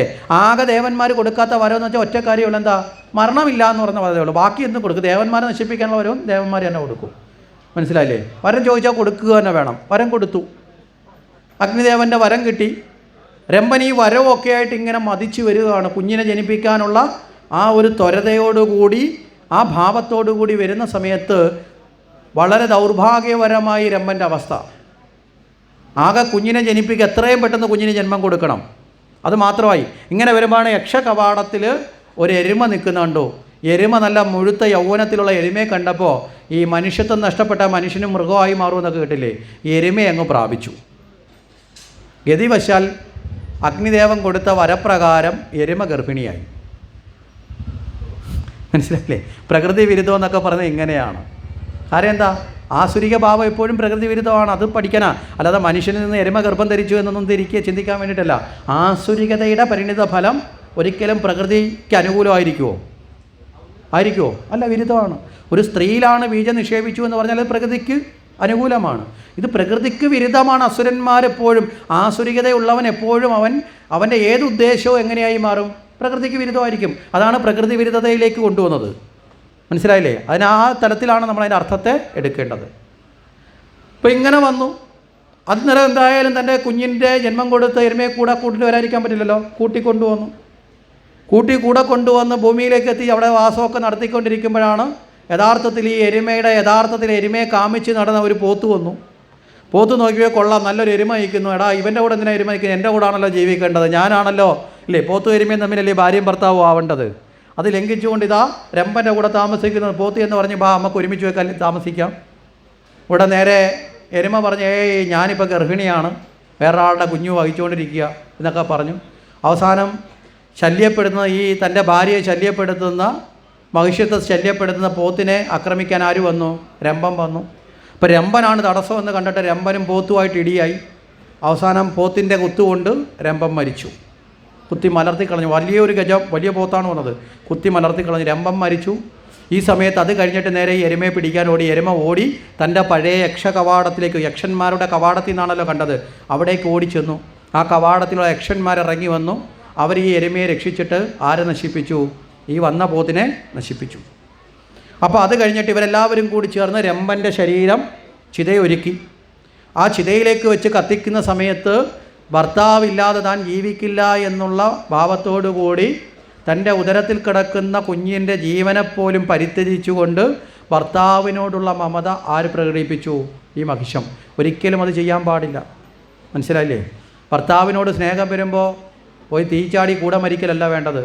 പകരം എന്ത് ചെയ്യണം? ഭൂമിയിൽ ജീവിച്ച് കാണിക്കുക വേണ്ടത്. ഇനിയോ ആ കുഞ്ഞ്, ഇതൊന്നും അറിയാത്ത കുഞ്ഞല്ലേ ഉദരത്തിൽ കിടക്കുന്നത്. അപ്പോൾ അവിടെയും അജ്ഞാനത്തിൻ്റെ പ്രതീകമായിട്ട് മാറി. അതാണ് എരുമ വന്ന് ചേർന്ന് വന്നത്. മനസ്സിലല്ലേ? അത് അജ്ഞാനത്തിൻ്റെ ഭാഗമാണ് എരുമയും കാണുന്നത്. അതുകൊണ്ടാണ് ഈ പോത്തിനെ എരുമയൊക്കെ അജ്ഞാനത്തിൽ കാണുന്നുണ്ടായി കാലിന് എരുമപ്പുറത്ത് വരുന്നു എന്നൊക്കെ പറയും. പോത്തിൻ്റെ പുറത്ത് കറുത്ത രൂപത്തിൽ വരുന്നു എന്നൊക്കെ പറയണേ. മരണം എപ്പോഴും ഒരു ഭയാനകതയാണ് അല്ലേ? അജ്ഞാനത്തിലാണ് മരണദുഃഖം എന്ന് പറഞ്ഞാൽ എപ്പോഴും ആർക്കാണ് ഉണ്ടാകുന്നത്? അജ്ഞാനികൾക്കാണ്. അതുകൊണ്ടാണ് അജ്ഞാനികൾ മരണത്തിൻ്റെ ദുഹിതനായി കാണുന്നത് പോത്തിൻ്റെ പുറത്ത് വരുന്ന യമനെയാണ്. ജ്ഞാനികൾ എങ്ങനെ കാണും? ജ്ഞാനികൾ വിഷ്ണുരൂപനായ ഭഗവാനെ ദർശിച്ചു മരണത്തെ പുൽകും. മനസ്സിലാവുന്നുണ്ടോ? ശരീരത്തെ ഉപേക്ഷിക്കും. കാരണം എന്താ? അവരെ മുമ്പിൽ ധർമ്മദേവൻ വിഷ്ണുവാണ്. അജ്ഞാനികൾക്ക് പോത്തിൻ്റെ പുറത്ത് കയറുമായിട്ട് വരുന്ന. അപ്പോൾ നമുക്ക് എങ്ങനെയുള്ള ആളുകൾക്ക് വരണം? കയറുമായിട്ട് പോത്തിൻ്റെ പുറത്തുള്ള ആളുകൾ വരണോ കൊണ്ടുപോകാൻ? നമ്മുടെ വണ്ടിയുടെ ഡ്രൈവർ എങ്ങനെയുള്ള ആരെയൊക്കെയാണ്? വിഷ്ണുവിൻ്റെ ഭാവത്തിലുള്ള ആയിരിക്കണം. അങ്ങനെ ആവണമെങ്കിൽ വെറുതെ ടിക്കറ്റ് എടുത്തിട്ട് കാര്യമൊന്നുമില്ല. ഇതിനെ ടിക്കറ്റ് എടുത്തിട്ട് കാര്യമൊന്നുമില്ല. പിന്നെന്ത് വേണം? ജീവിച്ച് കാണിക്കണം. മനസ്സിലാവുന്നുണ്ടോ? ശീലിച്ച് ആചരിച്ച് കാണിച്ചാൽ വിഷ്ണുവിൻ്റെ രൂപത്തിലുള്ള ഡ്രൈവർ. അങ്ങനെയല്ലേ നമ്മൾ ഭാഗവതം കേട്ട അല്ലേ? ഗോകർണനും അതേ കണക്ക് ഭാഗവതം കേട്ട ദുന്തുകാരിയൊക്കെ കൊണ്ടുപോകാൻ വിഷ്ണുവിൻ്റെ അതേ രൂപത്തിലല്ലേ വന്നേ? അതല്ലേ ഗുരുവായൂരപ്പ ഭക്തനായ പൂന്താനത്തെ കൊണ്ടുപോകാൻ ഭഗവാൻ തന്നെ തേരുമായിട്ട് വന്നു എന്നൊക്കെ പറയപ്പെടുന്നത് അല്ലേ? അപ്പം ഭഗവാൻ വരും. അപ്പോൾ അവിടെ നമ്മൾ ഈ പോത്തിനെ കാണണ്ട. മരിക്കുമ്പോൾ പോത്തിനെ കണ്ടാൽ വീണ്ടും അടുത്ത മൃഗജന്മത്തിൽ ജനിക്കേണ്ടി വരും. അതാണ് ഈ മരിക്കുന്നവൻ വീണ്ടും അടുത്ത ജന്മത്തിൽ മറ്റു പല യോനികളിൽ വന്ന് പിറക്കുന്നു എന്ന് പറഞ്ഞത്. കാരണം അവൻ കണ്ടു മരിക്കുന്ന ആരെയാ? പോത്തിനെ. അപ്പോൾ പോത്തിനെ കാണാതിരിക്കട്ടെ എന്ന് പ്രാർത്ഥിക്കാം. ശരി. അപ്പോൾ ഇവിടെ ഈ ചിതയിൽ ചാടി ജീവത്യാഗം ആര് ചെയ്തു? ഈ മഹിഷം ചെയ്തു. ആ അഗ്നിയിലേക്ക് ചാടി ഇവർ മരിച്ച സമയത്ത് ഇവരെ ഉദരത്തിലുള്ള കുഞ്ഞ്, അഗ്നിദേവൻ തന്നെയല്ലേ വരം കൊടുത്തത് ഇങ്ങനെ ഒരു കുഞ്ഞ് ജനിക്കുമെന്ന്. അതുകൊണ്ട് ഈ കുഞ്ഞിനെ നശിപ്പിക്കാൻ ആർക്ക് സാധിക്കില്ല? അഗ്നിദേവന് സാധിക്കില്ല. അതുകൊണ്ട് അഗ്നിദേവൻ എന്ത് ചെയ്തു? ഇവരെ ഉദരത്തിൽ നിന്ന് കുഞ്ഞിനെ അങ്ങ് ഏറ്റെടുത്തു. ആ കുഞ്ഞിനെ അഗ്നിദേവൻ തന്നെ പുറത്തേക്ക് വിട്ടു. അങ്ങനെ ആ കുഞ്ഞ് പുറത്തേക്ക് വന്നു. ആ കുഞ്ഞാണ് ആര്? മഹിഷാസുരൻ. മനസ്സിലായില്ലേ? ആ രമ്പൻ്റെയും ഈ എരുമയിലും ജനിച്ച കുഞ്ഞാണ് മഹിഷാസുരൻ. അപ്പോൾ അഗ്നിയിൽ നിന്ന് അഗ്നിയിലൂടെയാണ് അവൻ പുറത്തേക്ക്. അതുകൊണ്ട് തന്നെ അവൻ അങ്ങനെയും ശക്തനാണ്. അഗ്നിദേവൻ്റെ വരവുകൊണ്ട് ജന്മം എടുത്തതും അഗ്നിയാണ്. അപ്പോൾ ഇങ്ങനെയുള്ള അസുരനെയാണ് യുദ്ധത്തിന് നിൽക്കുന്നത്. അപ്പോൾ ഈ ദേവേന്ദ്രൻ ഈ യുദ്ധത്തിനൊക്കെ തയ്യാറാണെന്നൊക്കെ പറഞ്ഞ് ദൂതനെ വിട്ടല്ലോ. ഇത് കഴിഞ്ഞപ്പോൾ ദേവേന്ദ്രൻ ചിന്തിച്ചു, എടാ ശത്രുവിന് ശക്തി കുറവാണെങ്കിൽ യുദ്ധം ജയിക്കാൻ എളുപ്പമാണ്. പക്ഷേ ഇതുവരെയുള്ള അറിവിൽ ശക്തി കുറവാണോ? അല്ല, വരബലം കൂടിയുണ്ട്. ഉടനെ തന്നെ ഇൻ്റലിജൻസ് അവിടെ ഈ മന്ത്രിസഭയൊക്കെ കൂടി. വളരെ വേഗത്തിൽ ദേവേന്ദ്രൻ ചോദിച്ചു എന്താ? അപ്പം പലരും പറഞ്ഞു അങ്ങ് ഉദ്ദേശിക്കുന്ന ഇത് അത്ര ചെറിയ കാര്യമൊന്നുമല്ല, വളരെ വലിയ പ്രയാസമുള്ള കാര്യമാണ്. ഇതുവരെയുള്ള അറിവ് വെച്ചിട്ട്, നമുക്ക് കിട്ടിയ വിവരം വെച്ചിട്ട് അല്ലേ, രണ്ടുപേരും തമ്മിൽ ശത്രുതയായി കഴിഞ്ഞാൽ പിന്നെ നമ്മൾ രഹസ്യമായിട്ടാണെങ്കിൽ ശത്രുവിൻ്റെ കാര്യങ്ങളൊക്കെ തിരക്കത്തില്ലേ അല്ലേ? പണ്ടേ ഉണ്ട് ഈ ചാരപ്പണി എന്നൊക്കെ പറഞ്ഞതൊക്കെ പണ്ടേ ഉണ്ട്. ഇതൊക്കെ അറിഞ്ഞിട്ടാണ് യുദ്ധത്തിന് ഇറങ്ങപ്പെടുന്നത്. അല്ലാതെ ചാടി എണീറ്റ് ആയുധം എടുത്തിട്ട് ഓടിച്ചെന്ന് പോയി കഴിഞ്ഞാൽ എന്തായിരിക്കും? അപകടം പറ്റും. ശത്രുവിൻ്റെ ശക്തിയും ശത്രുവിൻ്റെ ദുർബലതയും അല്ലേ എല്ലാം അറിഞ്ഞ് യുദ്ധം ചെയ്യണം. അപ്പോൾ ദുർബലതയും വീക്ക്നെസ്സും ഒക്കെ അറിഞ്ഞാൽ എന്താ? അത് നോക്കി അവനെ പ്രഹരിക്കാം. അതറിയാത്തത് കൊണ്ടാണ് ഭീമസേനന് ഒടുവിൽ ആര് കാണിച്ചു കൊടുത്തത്? ശ്രീകൃഷ്ണൻ കാണിച്ചു കൊടുത്തു. ദുര്യോധന എങ്ങനെ കൊല്ലണമെന്ന് അടിയടാ ഇവിടെ എന്ന് പറഞ്ഞു, അടിച്ചു കൊടുത്തു ഇല്ലേ? ദുര്യോധൻ്റെ വീക്ക്നെസ് അറിഞ്ഞത് കൊണ്ടല്ലേ അവിടെ ഭീമൻ ജയിച്ചത്. ധൃതരാഷ്ട്രമായിട്ട് അവിടെ ജരാസന്ധനുമായിട്ട് യുദ്ധത്തിന് പോയപ്പോഴും അതിനൊക്കെയല്ലേ ഭഗവാനല്ലേ കാണിച്ചു കൊടുത്തത്? ഒരു ഇല എടുത്ത് കീറി രണ്ടായിട്ട് ഇട്ട് കൊടുത്തു. ആരെ? ജരാസന്ധനെ വധിക്കണം, ഇങ്ങനെ ചെയ്യണം. മനസ്സിലാകുന്നുണ്ടോ? അപ്പം പലപ്പോഴും ഓരോ വ്യക്തിയുടെയും ജീവിത പരാജയം അവൻ്റെ കഴിവിനെ ആശ്രയിച്ചിട്ടല്ല, അവൻ്റെ വീക്ക്നെസ്സിനെ ആശ്രയിച്ചിട്ടാണ്. അപ്പോൾ അതുകൊണ്ടാണ് ചില ദുർബലതകളെ നമ്മൾ എന്ത് ചെയ്യണം? ഉപേക്ഷിക്കാൻ പഠിക്കണം. ദുർബലതകളെ ഇല്ലാതാക്കണം. ഇല്ലെങ്കിൽ ഈ ദുർബലതകൾ എപ്പോഴെങ്കിലും ശക്തിപ്പെടും. അതോടുകൂടി നമ്മുടെ മുഴുവൻ അല്ലേ നാശവും വന്നു ചേരും. അപ്പോൾ ഇത്തരത്തിൽ ഇവിടെ ഈ മഹിഷാസുരൻ്റെ ദുർബലതയും ശക്തിയൊക്കെ ചോദിച്ചു ശക്തിമാനാണ്. ആകെ ഒരു ദുർബലതയുള്ളൂ, എന്താ? സ്ത്രീയുടെ കൈകൊണ്ടേ മരിക്കത്തുള്ളൂ, ഇത്രയേ ഉള്ളൂ. പക്ഷേ ഉടനെ തന്നെ ഇന്ദ്രൻ എന്ത് ചെയ്തു? തൻ്റെ ഗുരുനാഥനെ ആശ്രയിച്ചു. ഗുരുനാഥനോട് ചോദിച്ചു, അല്ലയോ ഗുരുനാഥ, എനിക്കിനി അങ്ങ് മാത്രമാണ് ശരണം. അങ്ങ് ഞങ്ങളുടെ ഗുരുവാണല്ലോ രക്ഷിക്കേണ്ടവൻ. അതുകൊണ്ട് ഞങ്ങൾക്ക് ഈ കാര്യങ്ങളൊക്കെ പറഞ്ഞു തരണമെന്നൊക്കെ പറഞ്ഞു. ഗുരുനാഥൻ പറഞ്ഞു, എന്തായാലും യുദ്ധത്തിന് പറഞ്ഞു പോയി, ഇനി വരുന്നത് എന്തായാലും വിധിഹിതം. മനസ്സിലായില്ലേ? ജയവും പരാജയവും ഉണ്ടാവാം. പോകുന്ന യുദ്ധത്തിലെല്ലാം ജയിക്കുമെന്നുണ്ടോ? ഒരിക്കലുമില്ല. നമ്മൾ എഴുതുന്ന പരീക്ഷയൊക്കെ ജയിക്കണമെന്ന് വിചാരിച്ചിട്ട് കാര്യമുണ്ടോ? ഇല്ല, പരാജയം ഉണ്ടാവും. പരാജയം ഉണ്ടെങ്കിലും പിന്നെയും പിടിച്ചു നിൽക്കുക. പരാജയം അവസാനത്തെ വാക്കാണോ? ആണോ? ഒരിക്കലും അവസാനത്തെ വാക്കല്ല. പരാജയങ്ങൾ പലപ്പോഴും അവസാനത്തെ വാക്കല്ല, നമ്മുടെ അനുഭവത്തിൻ്റെ പാഠമാണ്. നമ്മളിപ്പോൾ ഒരു കാര്യം ചെയ്തു, അത് കൃത്യമായില്ലെങ്കിൽ പരാജയം ഉണ്ടായി. അതിനർത്ഥം ഇനി ചെയ്യണമെന്നല്ല, ഇനി അത് കൃത്യമായി ചെയ്യാൻ പഠിക്കുക. പറഞ്ഞതിൻ്റെ അർത്ഥം മനസ്സിലായില്ലേ? അപ്പോൾ അങ്ങനെ അതിൽ നിന്ന് പാഠം ഉൾക്കൊള്ളുക. അതുകൊണ്ട് യുദ്ധം ചെയ്യാൻ തീരുമാനിച്ചുകൊണ്ട് യുദ്ധം ചെയ്യുക. വിജയമോ പരാജയമോ വരുന്നത് പോലെ വരട്ടെ. ഈശ്വരയുടെ ഇച്ഛയ്ക്കല്ലാതെ, ഈശ്വരേച്ഛയ്ക്ക് മറിച്ച് ലോകത്തൊന്നും സംഭവിക്കില്ല. നിനക്കറിയില്ലേ, പണ്ട് ശിവൻ വരം കൊടുത്തിട്ട് ശിവൻ തന്നെ ഓടേണ്ടി വന്ന ചരിത്രം നിനക്കറിയില്ലേ? മഹാദേവന് പോലും ഭസ്മാസുരന് വരം കൊടുത്തിട്ട് ഓടിയിട്ടില്ലേ? അങ്ങനെ സംഭവിച്ചിട്ടുണ്ട്. അതൊക്കെ സംഭവിച്ചത് വെച്ച് നോക്കുമ്പോൾ നിൻ്റെ ഈ യുദ്ധമൊന്നും പ്രധാനമല്ല. എന്തായാലും യുദ്ധത്തിന് പോകുക.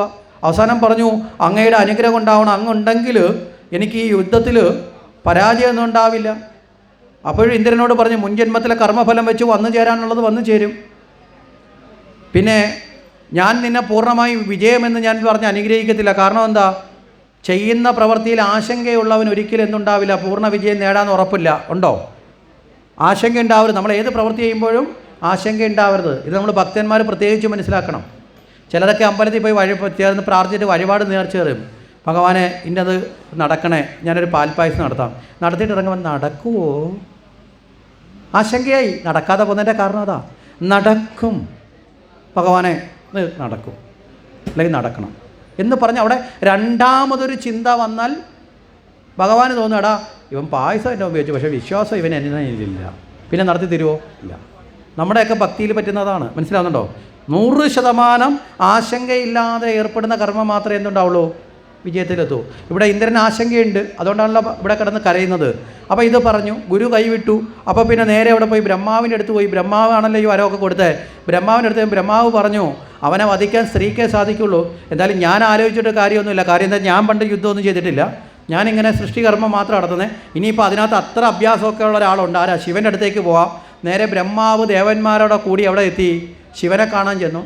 ശിവൻ്റെ അടുത്ത് ചെന്ന് ആലോചനയിലായി. ശിവനും കാര്യമൊക്കെ ആലോചിച്ചിട്ട് പറഞ്ഞു, അവൻ ഈ വരബലമൊക്കെ ഉള്ളിടത്തോളവും ഇത്രയും കഴിവൊക്കെ ഉള്ളിടത്തോളം നമ്മൾ മാത്രം പോയി യുദ്ധം ചെയ്തിട്ട് കാര്യം ഇല്ല, ഒരു സ്ത്രീയുടെ കൈകൊണ്ടേ വധിക്കുള്ളൂ എന്നുള്ളത് ബ്രഹ്മാവ് ഒന്നുകൂടെ ഒന്ന് ഓർപ്പിച്ചു ശിവനെ. ശിവൻ പറഞ്ഞു, അത് ശരിയാ, ഇനിയിപ്പോൾ സ്ത്രീ ആരെയാണ് പറഞ്ഞയക്കുന്നത്? അങ്ങനെ ഏതവളാണ് ഇവിടെ ഉള്ളത് അല്ലേ? മഹിഷാസുരനെ വധിക്കാൻ തക്കതായ ഏതൊരുത്തിയാണ് വിടുന്നത്? ഇനി നമ്മുടെ കൂടെയുള്ള സ്ത്രീകളെ വിടാവോ എന്ന് ആലോചിച്ചു ശിവൻ. കൂടെയുള്ളതൊന്നാരാ?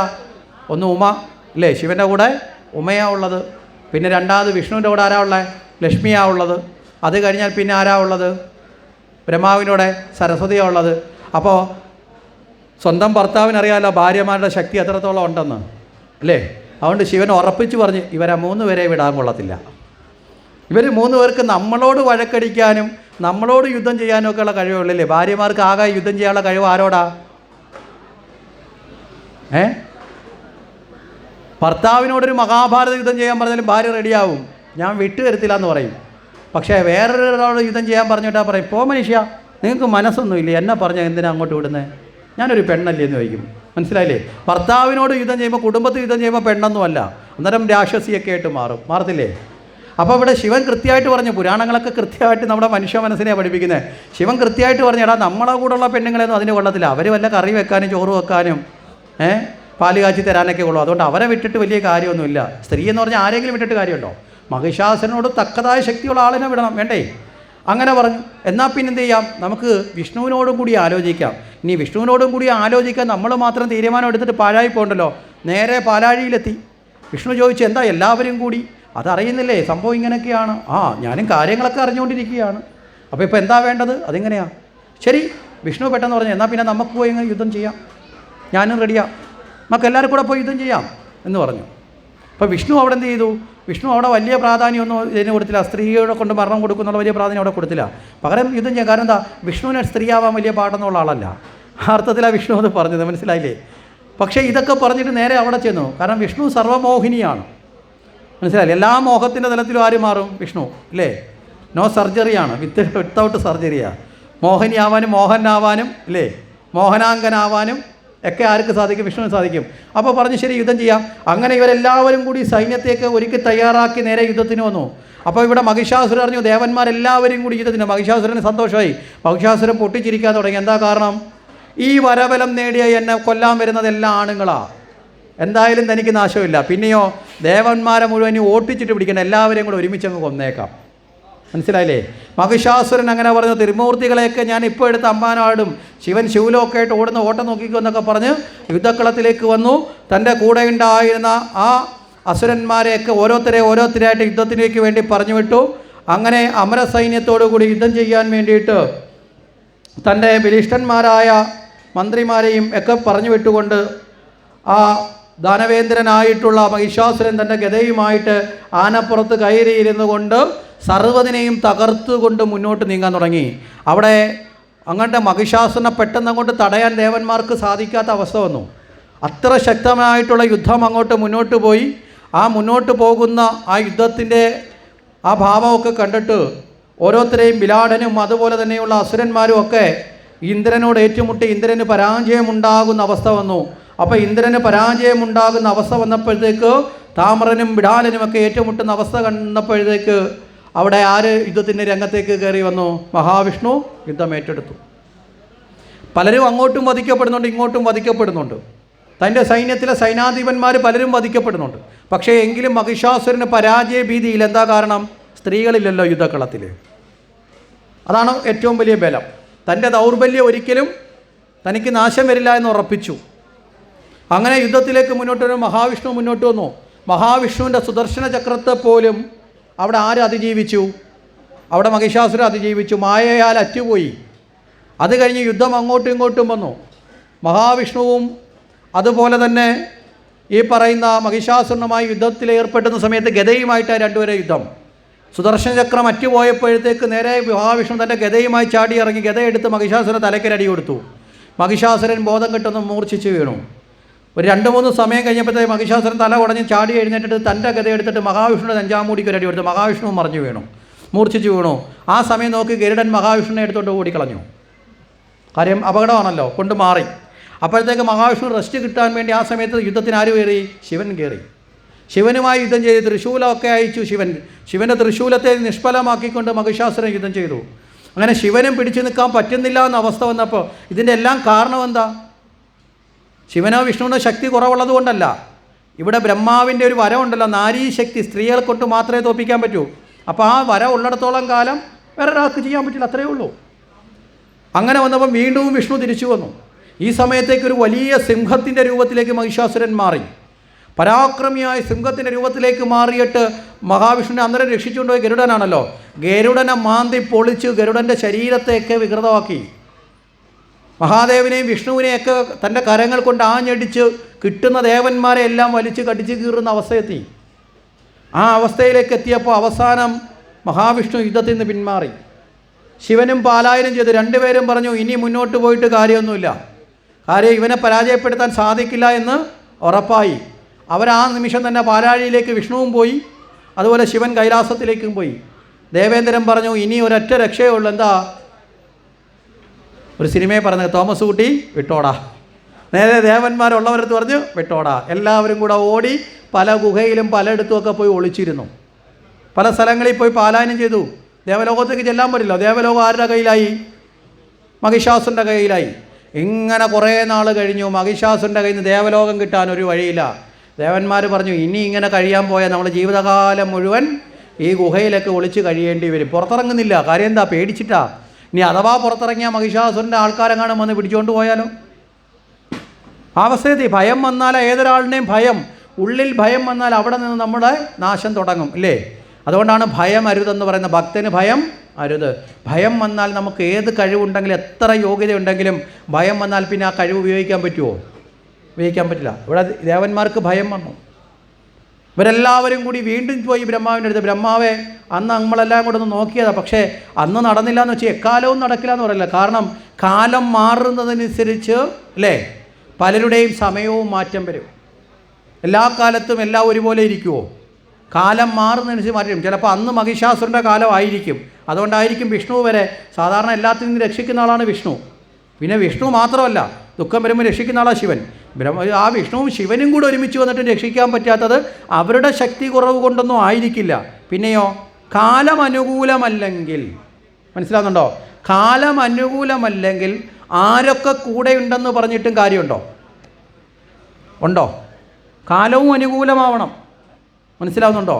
ഇപ്പോൾ കാലം അനുകൂലമല്ലാത്തത് കൊണ്ടായിരിക്കാം അന്ന് ഈ ദുഃഖം ഉണ്ടായത്. ചിലപ്പോൾ ഇപ്പോൾ കാലം മാറിയിട്ടുണ്ടെങ്കിലോ? എന്നും ഒരേ കണക്ക് എല്ലാ കാലവും ഒരുപോലെയാണെന്ന് പറഞ്ഞ് ഇരുന്ന് കഴിഞ്ഞാൽ നമ്മുടെ ജീവിതത്തിൽ രക്ഷപ്പെടാൻ പറ്റുമോ? നമുക്കാർക്കെങ്കിലും പറ്റുമോ? എല്ലാ കാലവും ഒരുപോലെയൊന്നുമല്ല. ചില കാലം പ്രതികൂലമാകുമ്പോൾ ചിലപ്പോൾ ചില ബിസിനസ് പരാജയപ്പെടും, ചിലപ്പോൾ ചില ജോലി പരാജയപ്പെടും, ചിലപ്പോൾ സാമ്പത്തിക പ്രതിസന്ധി വരും. ഇതൊക്കെ സംഭവിക്കാം. പക്ഷേ എന്ന് വെച്ചിട്ട് അത് എല്ലാ കാലവും അങ്ങനെയാണെന്ന് വിചാരിച്ചിരുന്നെങ്കിൽ അവൻ ഒരിക്കലും നന്നാവില്ല. കാലം അനുകൂലമാകുന്നത് വരെയും പരിശ്രമിക്കണം. കാലം അനുകൂലമാകുമ്പോൾ അവൻ്റെ പുരുഷപ്രയത്നം കൊണ്ട് അവൻ തിരിച്ചു വരില്ലേ? അല്ലേ? അതുകൊണ്ടാണ് പണ്ടുള്ളവർ പറയുന്നത് ഈ സമയം കടന്നു പോകും. ഈ ബോധമില്ലാത്തവനാണ് ചില ദുഃഖം വരുമ്പോൾ ഊഞ്ഞാല് കെട്ടി തൂങ്ങുന്നത്. എവിടെ തൂങ്ങുന്നത്? ഊഞ്ഞാല് കെട്ടുന്നത് മേളത്തെ തുമ്പ് ഫാനകത്തും, രണ്ടാമത്തെ തുമ്പ് കഴുത്തിൽ ഊഞ്ഞാലാടും. മൊത്തത്തിൽ കിടന്നൊരാട്ടമാണ് തൂങ്ങിച്ചേരിമായിരിക്കുന്നത്. അല്ലെങ്കിൽ ആത്മഹത്യ ചെയ്യുന്നത് ഭീരുക്കളാണ്. കാലം വരെ കാത്തിരിക്കാനുള്ള ക്ഷമയുണ്ടാവണം. നമ്മൾ ചിലപ്പോൾ ഒരു ബിസിനസ് ചെയ്തു, അത് യോജിക്കുന്നില്ലെങ്കിൽ പരാജയപ്പെടും. അതോടുകൂടി നമ്മുടെ കഴിവ് തീർന്നോ? ഇല്ല. ഈശ്വരീയമായ അംശം നമ്മുടെ ഉള്ളിലുണ്ട്. അടുത്തത് ചെയ്യണം. മനസ്സിലാവുന്നുണ്ടോ? പരിശ്രമം എന്ന പുരുഷപ്രയത്നം കൊണ്ട് മാത്രമേ, പുരുഷപ്രയത്നം തന്നെയാണ് ഈശ്വരാനുഗ്രഹം എന്ന് പറയുന്നത്. ഈശ്വരൻ്റെ ഏറ്റവും വലിയ അനുഗ്രഹം പുരുഷപ്രയത്നം. നമ്മൾ പ്രയത്നിക്കണം. നമ്മളിൽ എല്ലാ കഴിവുകളും ഉണ്ട്. നമ്മൾ കണ്ടിട്ടില്ലേ, ഒരു ജോലിയും ചെയ്യാതെ വീട്ടിലിരിക്കുന്ന ചില അമ്മമാർ തൻ്റെ ഭർത്താവ് ചെറുപ്പകാലത്ത് നഷ്ടപ്പെട്ട് കഴിയുമ്പോൾ ജീവിക്കാൻ വേണ്ടി ചില തൊഴിലേക്ക് ഇറങ്ങും. ഭർത്താവ് ചെയ്ത ബിസിനസ് അതിനേക്കാൾ ഗംഭീരമായി ഇന്ന് വരെ ഒരു ബിസിനസ് ലോകം കണ്ടിട്ടില്ലാത്ത ചില അമ്മമാർ ചെയ്യും. സ്ത്രീകൾ കണ്ടിട്ടുണ്ടോ? അല്ലേ? എന്താ കാര്യം? അവരുടെ പ്രയത്നം കൊണ്ട് അവർ അതിനുവേണ്ടി പ്രയത്നിക്കും. അപ്പോൾ പ്രയത്നമാണ് വിജയത്തിൻ്റെ ആധാരം. പ്രയത്നിക്കാത്തവന് എന്തെങ്കിലും കിട്ടാറുണ്ടോ? ഇപ്പം നല്ല സജ്ജനങ്ങൾ, ഭക്തജനം എന്ത് വേണം? എല്ലാം ഭഗവാനെ ആശ്രയിക്കുകയല്ല വേണ്ട, ഭഗവാന്റെ അനുഗ്രഹം ഉണ്ടാവണം. പക്ഷെ നമ്മൾ പ്രയത്നിച്ച് വിജയിക്കണം. ഇല്ലാത്തവനൊക്കെ വെറും മടിയന്മാരാണ്. എന്നിട്ട് പറയും ദൈവം ഒന്നും തന്നില്ല, ഈശ്വരൻ ഇങ്ങനെ എന്നെ ആയിട്ട് കഷ്ടപ്പെടുത്തുക. മനസ്സിലായില്ലേ? കുറ്റം ആർക്ക് കൊടുക്കും? ദൈവത്തിന് കൊടുക്കും. പ്രയത്നിക്കാത്തവന് കഴിവ് കൊടുക്കുന്നതല്ല ഈശ്വരൻ, പ്രയത്നിക്കുന്നവന് കൊടുക്കുന്നതാണ് ഈശ്വരൻ. പ്രയത്നിക്കുന്നവനാണ് കാലത്തെ അനുകൂലമാക്കി കൊടുക്കും? ഭഗവാൻ അനുകൂലമാക്കി കൊടുക്കും. അങ്ങനെ പറഞ്ഞു. ശരി, അങ്ങനെയാണെങ്കിൽ എന്ന് ചർച്ച നടത്തി. മഹാവിഷ്ണു പറഞ്ഞു ഇതൊക്കെ ശരി. അന്ന് യുദ്ധത്തിന് പോയപ്പോൾ നമ്മൾ ഒരു കാര്യം പൂർണ്ണമായിട്ട് ഓർത്തില്ല. നമ്മൾ ബ്രഹ്മാവ് കൊടുത്ത വരത്തെ നിസ്സാരമായി കേട്ടോ, സ്ത്രീയെ കൊണ്ടേ പറ്റൂ. അപ്പോൾ പിന്നെ നമ്മൾ ഇനി യുദ്ധം ചെയ്യാൻ പോയിട്ട് അല്ല, എന്നെ പിന്നെ ആരെന്ത് ചെയ്യും? അതിനൊരു നാരി വന്നേ പറ്റൂ. ഏത് നാരിയെ ആശ്രയിക്കും? മഹാവിഷ്ണു പറഞ്ഞു നമ്മളിലുള്ള എല്ലാ ശക്തിയെയും ഒന്നിച്ചു ചേർത്തുകൊണ്ട് ഒരു പുതിയ ശക്തിയെ സൃഷ്ടിക്കണം. അതിനെല്ലാവരും തയ്യാറാണോ? എല്ലാവർക്കും ബുദ്ധിമുട്ടിലാണ്. അപ്പോൾ എല്ലാവരും പറഞ്ഞ് റെഡി. അപ്പോൾ എല്ലാവരുടെയും ചൈതന്യം കൊണ്ട്, എല്ലാവരുടെയും പ്രാർത്ഥനയും, എല്ലാവരുടെയും ആദ്യം ത്രിമൂർത്തികളുടെ മൂവരിൽ നിന്നുള്ള ചൈതന്യം, അതായത് ത്രിമൂർത്തികളുടെ മൂവരിലുള്ള ചൈതന്യം എന്ന് പറഞ്ഞാൽ ആരാ? വിഷ്ണുവിനോടൊപ്പമുള്ള രമയും ശിവനോടൊപ്പമുള്ള ഉമയും, മനസ്സിലാവുന്നുണ്ടോ? അതേ കണക്ക് ബ്രഹ്മാവിനോടൊപ്പമുള്ള വാണിയും, 3 പേരും കൂടി ഒരുമിച്ച് ചേർന്ന് കൈലാസ ശൃംഗങ്ങളിൽ ആദിത്യശോഭ പടരുന്നത് പോലെ, ആ സൂര്യൻ ഇങ്ങനെ ഉദിച്ച് ഭൂമിയിലേക്ക് ഇറങ്ങുന്നത് പോലെ ഉജ്ജ്വലമായ ഒരു പ്രഭാപൂരിതമായ അന്തരീക്ഷമുണ്ടായി. കണ്ണ് ചിമ്മിപ്പോകുന്ന പ്രഭ കണ്ട് ദേവന്മാർ പോലും ആദ്യം ഒന്ന് ഭയന്നുപോയി. ആ പ്രഭാപൂരിതമായതിലേക്ക് ദേവന്മാരുടെ ചൈതന്യം അങ്ങോട്ട് ചെല്ലാൻ തുടങ്ങി. ആ ചൈതന്യം എല്ലാം കൂടെ ചേർന്ന് ആ പ്രഭയിൽ നിന്ന് അതീവ സുന്ദരിയായ ഒരു തരുണീരത്നം ഉദയം ചെയ്തു. സാക്ഷാൽ മഹാലക്ഷ്മി. ആ മഹാലക്ഷ്മി ഉദയം ചെയ്തപ്പോഴേക്ക് ഭഗവാൻ പറഞ്ഞു, സർവ്വവിധമായ ആവശ്യമുള്ളതെല്ലാം നമ്മൾ കൊടുത്തോളാൻ പറഞ്ഞു. അങ്ങനെ ദേവന്മാർ വസ്ത്രങ്ങളും കമണ്ടലുകളും ആയുധങ്ങളും ഒക്കെ കൊടുത്ത്, വിഷ്ണു പറഞ്ഞു എൻ്റെ സുദർശനം ഞാൻ തന്നിരിക്കുന്നു, ശിവൻ പറഞ്ഞു എൻ്റെ ശൂലം തന്നിരിക്കുന്നു, ബ്രഹ്മാവ് പറഞ്ഞു എൻ്റെ കമണ്ടലു തന്നിരിക്കുന്നു. ഇടയ്ക്കിടയ്ക്ക് ക്ഷീണം വരുമ്പോൾ വെള്ളം കുടിക്കണമല്ലോ. അങ്ങനെ കമണ്ടല് കൊടുത്തു, സുധാവർഷം എങ്ങനെ എല്ലാം കൊടുത്തു. ഇതെല്ലാം ലഭിച്ചുകൊണ്ട് ആ മഹാലക്ഷ്മി 18 കൈകളിലായി, 18 കരങ്ങളിലായി, 18 വിദ്യയുടെ നാഥയായി. അതാണ് മഹാലക്ഷ്മി.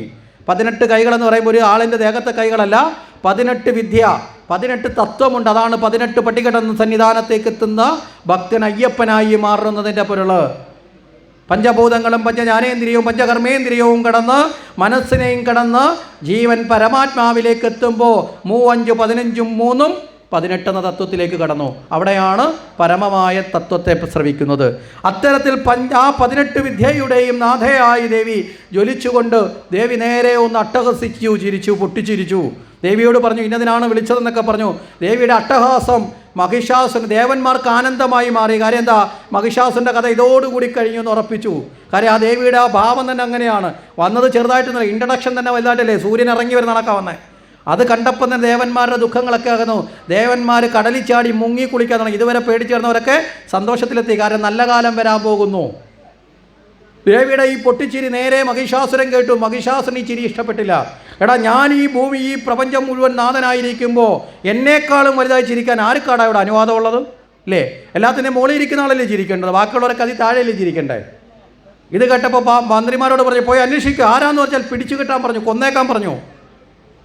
നേരെ ഇവർ പോയി. ഇവർ നേരെ ചെല്ലുമ്പോൾ കാണും ദേവന്മാരൊക്കെ ഒന്ന് സ്തുതിക്കുന്നു, പൂജിക്കുന്നു. അവിടെ ഒരു വലിയ സ്ത്രീ ഇങ്ങനെ നിൽക്കുന്നു. ഇവർ വന്ന് പറഞ്ഞു, അല്ലയോ രാജാവേ മഹിഷാസുര, അത് അസുരന്മാരോ അത് മറ്റുള്ളവരൊന്നും അല്ല, അതൊരു സ്ത്രീയാ, ഒരു പെണ്ണാണ്. പക്ഷേ എന്തോ ദേവിയാണോ എന്ന് വെച്ചാൽ ദേവിയൊന്നുമല്ല, മായയാണോ വെച്ചാൽ മായയുമല്ല, മനുഷ്യനാണോ വെച്ചാൽ മനുഷ്യസ്ത്രീയുമല്ല. എന്താണെന്നൊന്നും ഞങ്ങൾക്ക് കൊണ്ട് മനസ്സിലാവുന്നില്ല. എല്ലാവരും നിന്ന് പൂജിക്കുന്നുണ്ട്, പൂജയൊക്കെ ചെയ്യുന്നുണ്ട്, ദേവന്മാരൊക്കെ നിന്ന് സ്തുതിക്കുന്നുണ്ട്. അത്ര സുന്ദരിയാണ്, സൗന്ദര്യമൊക്കെ കൊണ്ട് വർണ്ണിച്ച് കേൾപ്പിച്ചു. പ്രത്യേകിച്ച് സൗന്ദര്യം വർണ്ണിക്കാൻ ഏറ്റവും കൂടുതൽ കഴിവുള്ള അസുരന്മാർക്ക്. കാരണം എന്താ? ബാഹ്യമായ സൗന്ദര്യം കണ്ട് മോഹിതരാകുന്ന ഒരു അസുരന്മാരില്ലേ? അതുകൊണ്ടല്ലേ മോഹിനിയെ കണ്ടപ്പോൾ അമൃത് മാറ്റി വെച്ചിട്ട് മോഹനത്തിൻ്റെ പുറകിൽ പോയത്. അപ്പോൾ അസുരന്മാരാണ് എപ്പോഴും ബാഹ്യ സൗന്ദര്യം കണ്ടുപോകുന്നത്. നമ്മളും ബാഹ്യമായ സൗന്ദര്യം കൊണ്ട് ആരെങ്കിലും കാമിച്ച് പുറകിൽ പോകുന്നെങ്കിൽ നമ്മൾ ഏതിലെത്തും? മനസ്സിലാകുന്നുണ്ടോ? ഉള്ളിലെ ഗുണം കൂടി കണ്ടിട്ടേ മോഹിക്കാവൂ. മനസ്സിലായില്ലേ? അപ്പോൾ ഇവിടെ ഭാഗ്യമായ ഭാവം കണ്ട് വർണ്ണിച്ചു. ഇത് കേട്ടപ്പോൾ തന്നെ ശത്രുവാണെന്ന് ഉറപ്പിച്ചു മഹിഷാസുരൻ. പക്ഷേ ശത്രുവാണെങ്കിലും ഈ വർണ്ണന കേട്ടപ്പോൾ ഉള്ളിൻ്റെ ഉള്ളിൽ മോഹവും വന്നു. മഹിഷാസുരൻ പറഞ്ഞു, കുറേ സൈന്യത്തിനോട് തയ്യാറാക്കിയിട്ട് മന്ത്രിയോട് പറഞ്ഞു, നിങ്ങൾ വളരെ വേഗത്തിൽ പോകണം, നിങ്ങൾ എവിടെ ചെല്ലണം? നിങ്ങൾ അവിടെ ചെന്നിട്ട് അവളോട് വളരെ കൃത്യമായിട്ട് കാര്യങ്ങളൊക്കെ പറയുക. കാര്യങ്ങൾ പറഞ്ഞിട്ട് എന്ത് ചെയ്യണം? നേരെ വന്ന് എൻ്റെ ഭാര്യ ആയിക്കൊള്ളാൻ പറയണം. സർവ്വയോഗ്യനായ ഒരു പുരുഷൻ, ഇത്രയും സുന്ദരിയായിട്ടുള്ള ഒരുത്തി വന്നപ്പോൾ പിന്നെ യോഗ്യനായിട്ട് ആരേ ഉള്ളൂ? ഞാനേ ഉള്ളൂ. ഈ ത്രൈലോക്യത്തിൻ്റെ അധീവനായ എൻ്റെ ഭാര്യയാകാൻ.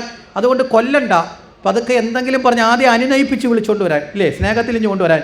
ഇനി സ്നേഹത്തിൽ വന്നില്ലെങ്കിലും കൊല്ലണ്ട, പിടിച്ചു കെട്ടി കൊണ്ടുവന്നാൽ മതി. ഇവിടെ വരുമ്പോൾ കെട്ടഴിച്ചിട്ട് കല്യാണം കഴിക്കാം. എന്തായാലും തനിക്ക് സ്വന്തമാക്കണമെന്നുള്ള മോഹത്തിലേക്ക് ആര് വന്നു? മഹിഷാസുരൻ വന്നു. മഹിഷാസുരൻ്റെ ആൾക്കാർ അവിടെ ചെന്ന് പറഞ്ഞു. ദേവി പൊട്ടിച്ചിരിച്ചിട്ട് പറഞ്ഞു, ഞാൻ സർവ്വദേവതയുടെ അമ്മയാണ്. അതുമല്ല, എനിക്കൊരു ലോകൈകനാഥനുണ്ട്. വിഷ്ണു തന്നെയാണ് ലോകൈകനാഥൻ. ആ ലോകൈകനാഥനായ ഒരാളുള്ളപ്പോൾ എനിക്ക് മറ്റൊരുത്തരെ ആവശ്യമില്ല. അതുകൊണ്ട് ഈ വന്ന കാര്യമൊന്നും നടക്കത്തില്ല. പിന്നെയോ, ഞാൻ വന്നത് തന്നെ മഹിഷാസുരനെ വധിക്കാനാണ്. അതുകൊണ്ട് അവനോട് എന്ന് പറയാൻ സംബന്ധം ആലോചിക്കേണ്ട. പിന്നെ അവൻ ഈ സ്നേഹം നടിച്ചിട്ടാണല്ലോ വിട്ടത്, അല്ലേ? നേരെ യുദ്ധം ചെയ്ത് കൊല്ലാനല്ലല്ലോ പറഞ്ഞത്, സ്നേഹത്തിന്. അതുകൊണ്ട് ആ ഒരു കാരുണ്യം ഞാൻ കാണിക്കാം. ഇങ്ങോട്ട് തരുന്നത് അല്പം അങ്ങോട്ടും കൊടുക്കണമല്ലോ. അതുകൊണ്ട് ഞാൻ ഒരു കാരുണ്യം കാണിക്കാം. അവനെ ഞാൻ കൊല്ലുന്നില്ല. അവൻ ഈ കിട്ടിയ സ്ഥലമൊക്കെ കൊടുത്തിട്ട് തിരിച്ചു പോയിക്കോളാൻ പറ. ദേവലോകം ദേവന്മാർക്ക് കൊടുക്കുക, ഭൂമി സാധാരണ ആൾക്കാർക്ക് കൊടുക്കുക. നേരെ അവനെവിടെയെങ്കിലും പോയിക്കോളാൻ പറയാൻ പറഞ്ഞു. അതുകൊണ്ട് അല്ലെങ്കിൽ എന്ത് ചെയ്യണം? അവനോട് യുദ്ധം ചെയ്യാൻ വരാൻ പറഞ്ഞു.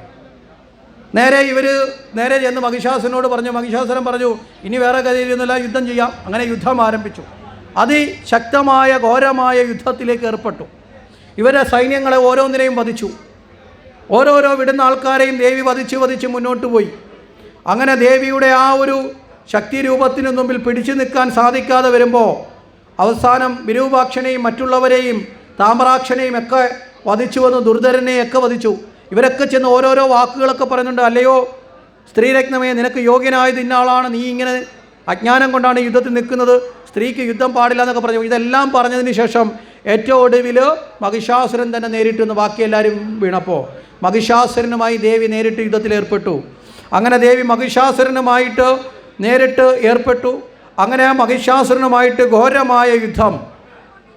ആ ഘോര യുദ്ധത്തിൻ്റെ ഒടുവിൽ ദേവി ശക്തിസ്വരൂപിണിയായ ഭഗവതി ആ മഹിഷാസുരനെ വധിക്കുകയും അങ്ങനെ മഹിഷാസുരനെ നിഗ്രഹിച്ചതോടുകൂടി ആ ദേവി ഏത് പേരിലറിയപ്പെട്ടു? മഹിഷാസുരമർദ്ദിനിയായി 9 ഭാവങ്ങളിലായി ദേവി മാറി എന്ന് പറയുന്നത്. അതാണ് നവരാത്രി എന്ന സങ്കല്പം. 9 ഭാവങ്ങളിലായി, പ്രധാനമായും 3 ഭാവം: മഹാലക്ഷ്മി, മഹാകാളി, മഹാസരസ്വതി. അങ്ങനെ 3 ഭാവം, 3-ൽ നിന്നും വീണ്ടും 3 ത്രിഭാവങ്ങളായി. അങ്ങനെ 9 ഭാവങ്ങളിലായി 9 ദിനരാത്രങ്ങളിലായി യുദ്ധം ചെയ്ത് ഏറ്റവും ഒടുവിൽ ആരെ വധിച്ചു? ആ മഹിഷാസുരനെ വധിച്ചു. സർവ്വദേവന്മാരും ആ ദേവിയെ പുകഴ്ത്തി. അതോടുകൂടി ആ ഭഗവതി മഹിഷാസുരനെ നിഗ്രഹിച്ച് മഹിഷാസുരമർദ്ദിനിയായി അറിയപ്പെട്ടു. അത് കഴിയുമ്പോൾ 10ാമത്തെ ദിവസം വിജയത്തെ ആഘോഷിച്ച ദിവസം അല്ലേ, ജ്ഞാനസ്വരൂപിണിയായ ദേവി മാറി. അതാണ് വിജയദശമി. വിജ്ഞാനപ്രദമായ അല്ലേ സരസ്വതീ ഭാവത്തിലേക്ക് വന്നു. ആ സരസ്വതീ ഭാവം നമുക്ക് ചിന്തിക്കേണ്ടതാണ്. വിദ്യയുടെ ദേവതയായ സരസ്വതീ ഭാവം നമുക്ക് പിന്നീട് നമുക്കതിനെക്കുറിച്ച് ചിന്തിക്കാം.